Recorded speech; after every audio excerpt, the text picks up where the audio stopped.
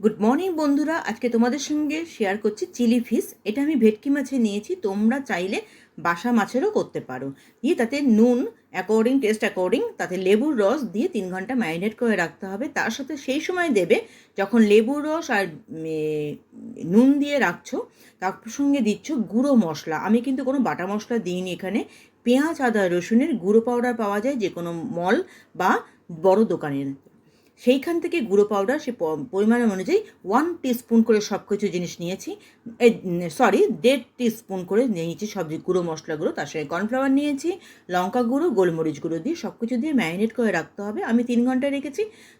তারপরে গিয়ে তেলের মধ্যে রসুন কুচি আর কিছু জিনিসকে ডুমো ডুমো করে কাটতে হবে, যেমন ক্যাপসিকাম আর পেঁয়াজ। দেওয়ার পরে ওগুলোকে ভাজা ভাজা একটু মজে আসলেই তারপরে ভাজা মাছগুলোকে দিয়ে দিতে হবে।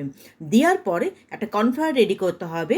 আমি একটা বড় ভেটকি মাছ নিয়েছি, তার জন্য নিয়েছি 3 টেবিল স্পুন কর্নফ্লাওয়ার। সেটা জলের মধ্যে গুলে রাখতে হবে।